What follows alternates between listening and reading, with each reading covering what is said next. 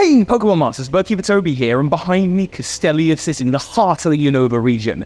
And while it is a place filled with life and great energy and brilliant people and wonderful food, there's also a dark underbelly. Here today, Pokemon Masters, I have 3 Unovan Pokemon theories with the deep dark secrets of the Unova region. Let's take a look. You've all probably seen N and the Team Plasma grunts on the streets of Unova preaching for the liberation of Pokemon. But there's a scary figure behind Team Plasma, a man called Ghetsis, who is said to be, rumoured of course, to be the true king of the Unova region. People have been paying attention to this character, and his plans have not gone unnoticed. But also something that's not gone unnoticed is the fact that you never see his right arm. Now, I'm not one for conspiracy theories, but I have to believe that this might mean something. There were those, of course, that witnessed the coronation of N, who claimed to have seen Ghetsis' arm and report that while one of his arms, his left arm, looked perfectly normal, his right arm, the skin was blackened, shady in some kind of way. It didn't match his natural skin tone, and that's led many to believe that he has been the victim of frostbite, a process in which the skin dies, necrosis sets in as a result of freezing, possibly from coming into contact with the Pokemon Kyurem, a Pokemon so cold its own body has turned to ice.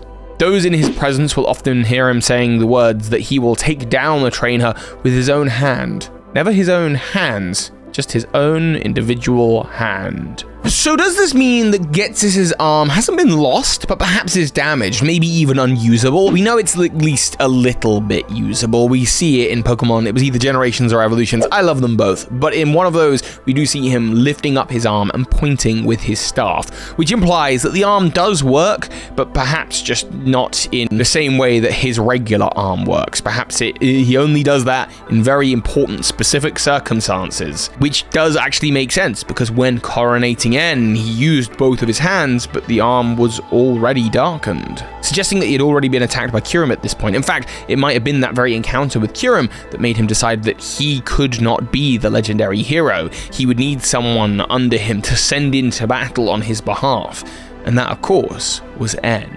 Speaking of N, this next little Pokemon theory is all about him. But before I get into that, I do have to say, click the link at the top of the description, head on over to my merch store, get hold of the Tropical Festivities Sprite-based holiday jumper. These used to exist in the first year of my YouTube channel. I'm so happy to have them back in their new form, in their new artwork. And if you head on over to my merch store, loads of stuff is on discount, because once it's all gone by the end of the year, it is gone. Anyway, speaking of gone, let's talk about N, because he does seem to just disappear on us at the end of the first game. He's a mysterious character.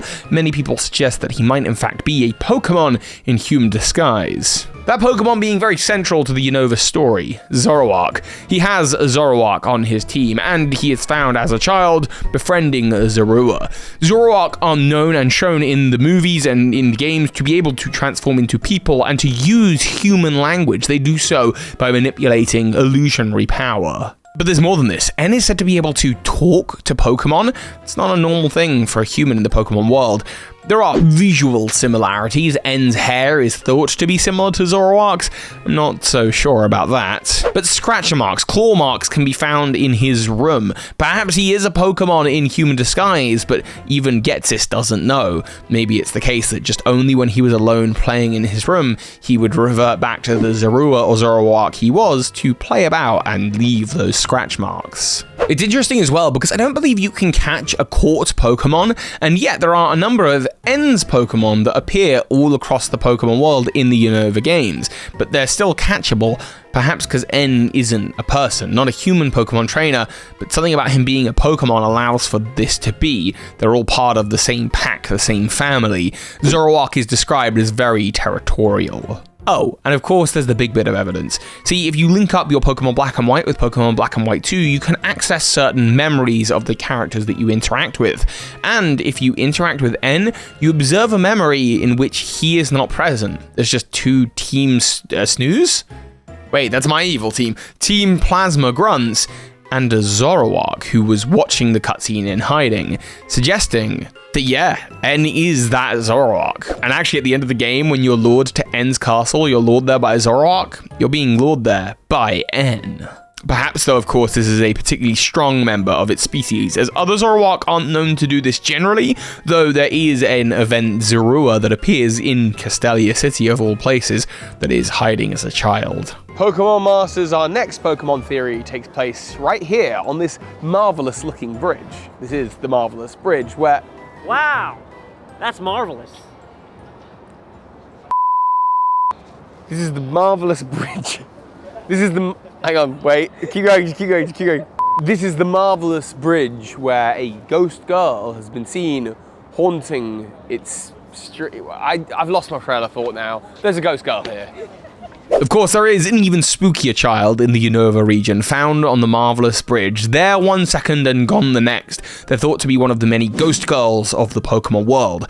Ghost girls appear as far back as Generation 4 with the haunted old chateau. There's a ghost girl and a butler who appear and then disappear, and they've been appearing since X and Y. They've been in Sword and Shield. They were in Omega Ruby and Alpha Sapphire really briefly. Yeah, ghost girls are pretty much everywhere in the Pokemon world, and in the Unova region, the story is actually developed on and adapted.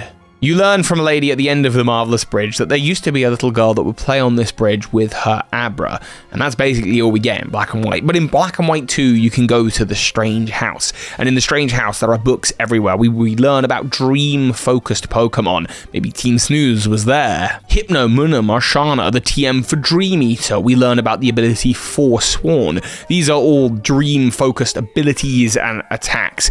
And in the house, you can see the presence of this ghost girl. You can learn about her babblings and ramblings from beyond her sleep, where she talks about her Abra and her father, and of course, the Pokemon that's taken her, Darkrai. It is from her you can get the Lunar Wing and return to the Marvelous Bridge to get Cresselia, but if you were to take Cresselia back to the Strange House, you can't access Darkrai. There's no way to get to it. It's too late for this little girl. Maybe if you had the ability to do it during the days of Black and White 1, she could have been saved, but by the time of Black and White 2, she's been too far gone, lost to the dream world. Of course, those are just 3 of my little favorite Unova theories, given all of the Unova stuff happening at the moment in the Pokemon world. And of course, if you like classic Pokemon theories, probably you used to watch my channel back in the day when I first had a design similar to this. This is my Tropical Festivities design, and it is up for a limited time on my merch store. Once they are all gone, they are all gone. I will never be reprinting them again, and given that I'm taking a break from YouTube, the merch store will close as well, so make sure you get everything you can while you can. A perfect gift for the less spooky holidays at the end of the year, maybe for yourself or for a friend.